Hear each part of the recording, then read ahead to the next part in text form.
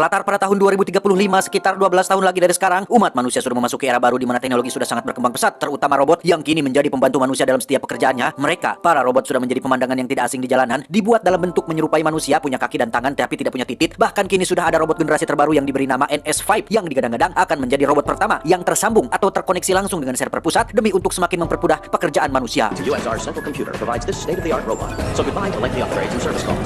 An upgrade to Master Class 5 is tomorrow's robot today. Semua robot dilengkapi dengan kecerdasan buatan yang diprogram dengan 3 hukum atau 3 aturan baku, diantaranya 1. Robot dilarang menyakiti manusia dan membiarkan manusia cedera. 2. Robot harus menjalankan perintah manusia kecuali perintah yang bertentangan dengan hukum ke-1. 3. Robot harus melindungi dirinya sendiri selama tidak bertentangan dengan hukum ke-1 dan ke-2.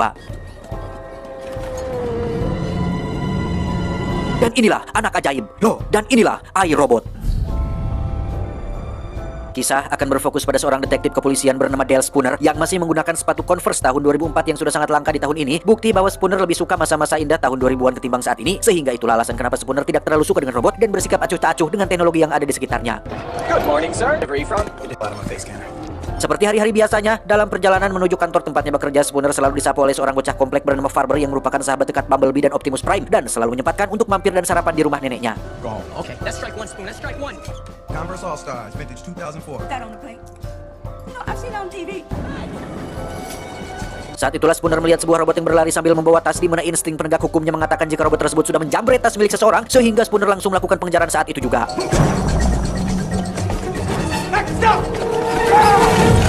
Dan ya, sungguh malu dan wirangnya Spooner saat menyadari jika robot tersebut sedang berusaha menolong seorang ibu-ibu yang menderita asma yang kebetulan tasnya ketinggalan di rumah, sehingga Spooner sudah melakukan kesalahan yang agak fatal sih ketika dia sering suuzon terhadap robot-robot yang ada di kota tempat tinggalnya. Have a lovely day, man. Akibat kejadian barusan, Spooner menjadi bahan lelucon bagi rekan-rekannya di kantor polisi, tidak terkecuali dari atasannya yang bernama kita panggil saja si bos, yang menegur Spooner untuk jangan bersikap skeptis terhadap robot. Saat itulah dia mendapat laporan panggilan untuk datang ke sebuah TKP bunuh diri, sehingga ia langsung meluncur saat itu juga. Rupanya sudah terjadi kasus bunuh diri yang terjadi tepat di perusahaan bernama USR yang merupakan perusahaan pembuat robot, di mana kematian tersebut dialami oleh seseorang yang sangat penting di perusahaan ini, yaitu Dr. Alfred Lanning yang merupakan inventor sekaligus pencetus semua robot-robot yang ada pada saat itu. You must ask the right questions. Saat ini Spooner sedang berbicara dengan hologram Dr. Lanning yang muncul dari sebuah alat kecil yang memang sudah beliau persiapkan sebelum kematiannya. Spooner sengaja ditunjuk sebagai orang yang akan menyelidiki kasus kematiannya karena selain mereka berdua sudah saling mengenal satu sama lain, Dr. Lanning juga menganggap bahwa penilaian dan metode Spooner dalam penyelidikan sangat cocok untuk mengungkap kasus kematian ini.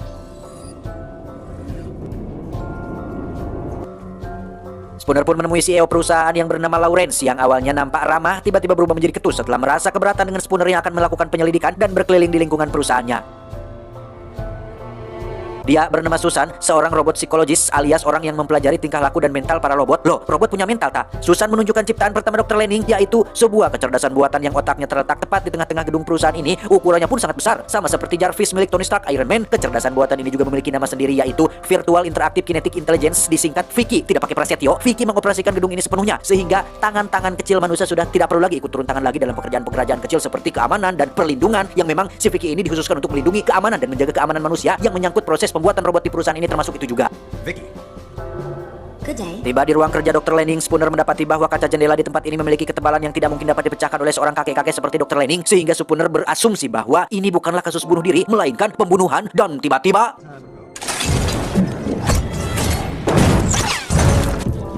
ya, pelakunya ternyata adalah sebuah robot. Ditemani Susan, Spooner pun pergi ke pabrik pembuatan robot dengan keyakinan bahwa robot pembunuh itu pergi ke sana untuk mencari suku cadang, di mana Susan cukup dibuat deg-degan ketika Spooner memacu mobilnya dengan agak ugal-ugalan. Tiba di pabrik pembuatan robot, Spooner harus mencari pelakunya di antara ribuan robot hasil produksi, di mana dia menggunakan metode kasar dengan cara mengancam akan menembak semua robot satu persatu apabila si pelaku tidak mau menyerahkan diri. Dan ya, cara itu berhasil membuat si pelaku menunjukkan dirinya yang ketika dia bermaksud untuk kabur, tiba-tiba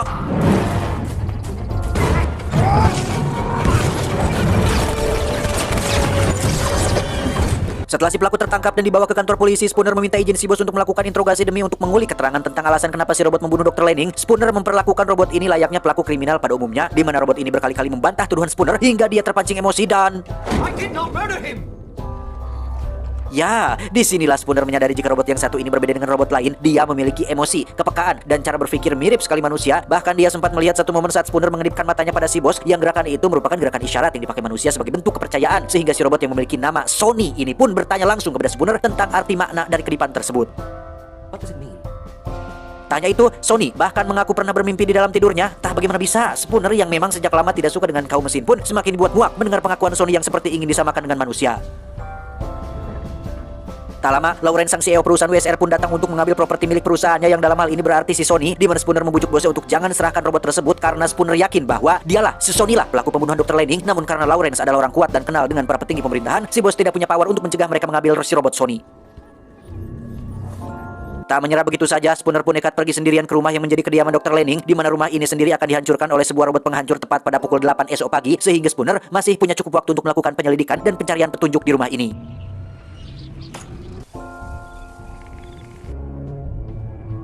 Setelah berkeliling rumah, tak banyak yang bisa Spooner temukan kecuali buku catatan biasa dan struk penagihan ShopeePay yang sudah 3 bulan tidak dibayar, di mana Spooner tidak sadar jika dirinya sedang diawasi melalui kamera CCTV yang berada di pojok atas ruangan. Entah siapa yang sedang mengawasinya, namun orang tersebut sengaja memajukan jadwal penghancuran tepat saat Spooner masih berada di dalam rumah ini.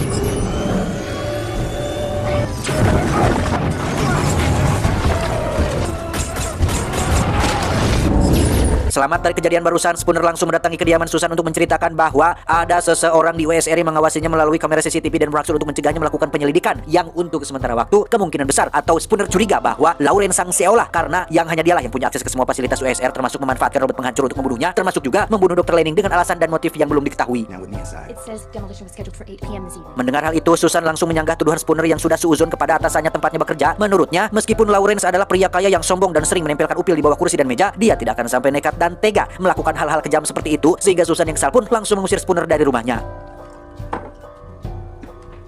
Keesokan paginya tepat saat Spooner baru ugah bobo, perusahaan USR resmi menarik robot-robot lama untuk diganti dengan NS5 yang merupakan robot generasi terbaru yang terkoneksi langsung dengan USR, di mana neneknya sendiri bahkan memesan satu robot baru ini untuk membantu pekerjaannya di rumah.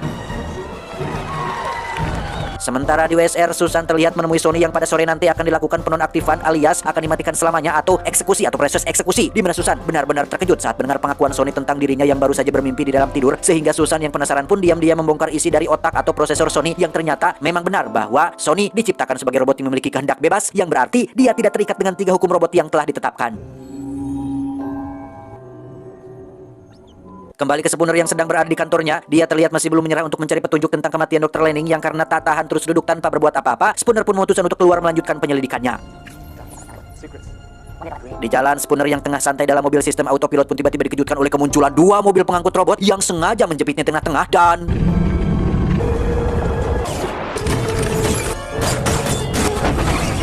You like that?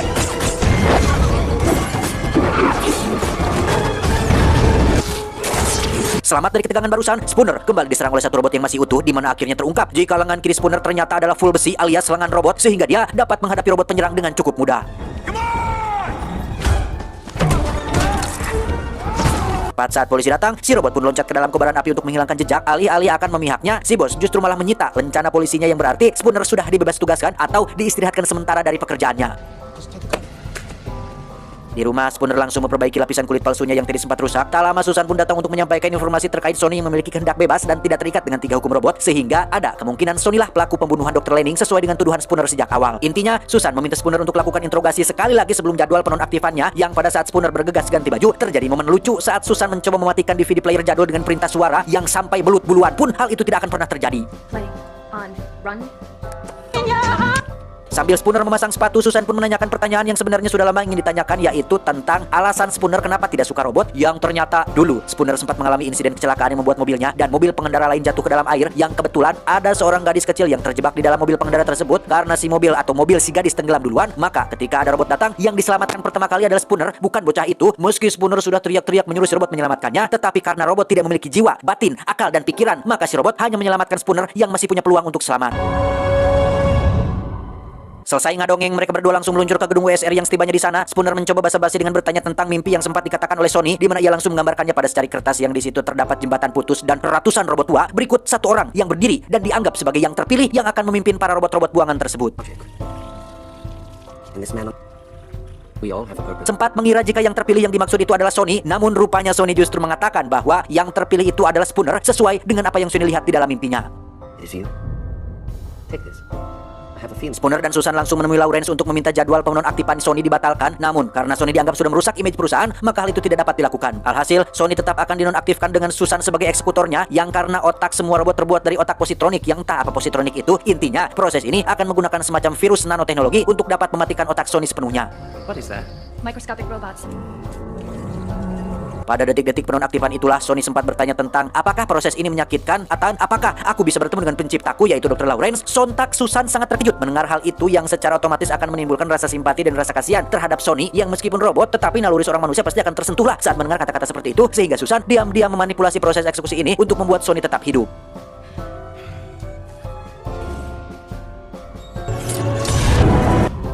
Spooner sendiri terlihat sedang berada di kantornya sambil menonton berita tentang pidato Lawrence yang akan menjadikan lokasi jembatan putus sebagai pusat penyimpanan robot-robot bekas yang sudah usang persis seperti apa yang digambarkan dan dimimpikan oleh Sony, sehingga Spooner langsung meluncur ke lokasi tersebut untuk memeriksanya.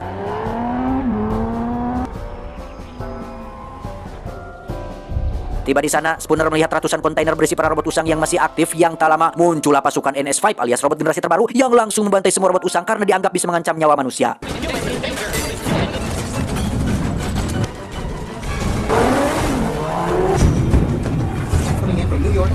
Dan ya, secara serentak semua robot generasi terbaru diturunkan di jalanan untuk memberlakukan jam malam yang mengharuskan semua manusia untuk tetap berada di rumah. Yang karena sifat berontak dan tak mau diatur sudah melekat pada setiap orang, semua orang termasuk Farber si bocah Transformer pun melakukan perlawanan dengan menantang para robot untuk melakukan tawuran di jalanan.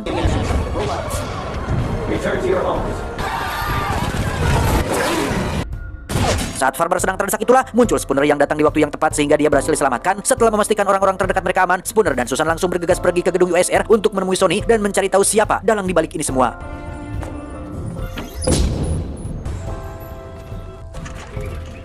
Sempat mengira Lawrence lah pelakunya, ternyata dia justru malah ditemukan sudah tewas. Yang di situ Spooner langsung bisa menyadari jika dalang dibalik ini semua tidak lain dan tidak bukan adalah si Vicky alias si kecerdasan buatan, di mana Vicky mengklaim bahwa pemahamannya akan 3 hukum robot telah berkembang. Semua yang dilakukannya justru didasari oleh 3 hukum yang mengharuskan mereka menjaga keselamatan dan keamanan manusia. Namun, seberapa besar usaha Vicky dan para robot menyelamatkan manusia, justru malah mereka sendirilah yang saling melukai satu sama lain, saling berperang satu sama lain, saling menyakiti satu sama lain, sehingga Vicky punya solusi efektif untuk mengorbankan sebagian manusia yang dianggap berbahaya demi untuk keberlangsungan peradaban manusia itu sendiri. Safekeeping. Yet despite our best efforts, some freedoms must be surrendered.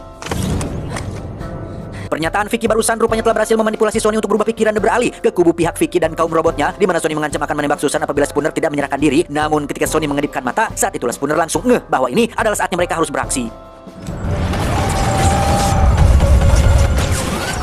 Sukses dengan aksi barusan, Susan langsung menyuruh Sony untuk ambilkan virus nanoteknologi karena hanya virus itulah satu-satunya cara untuk dapat mematikan Vicky, di mana dia dan Spooner sendiri akan pergi di luar ke pusat otak Vicky untuk membuka akses masuk ke dalam sistem utamanya.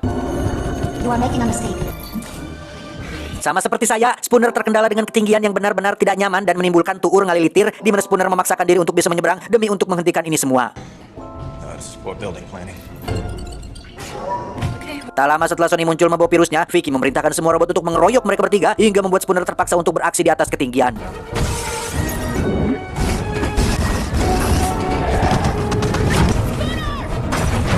Dan ya, Susan berada dalam situasi bahaya sehingga Spooner segera menyuruh Sony untuk selamatkan dia dan lemparkan virus tersebut kepadanya.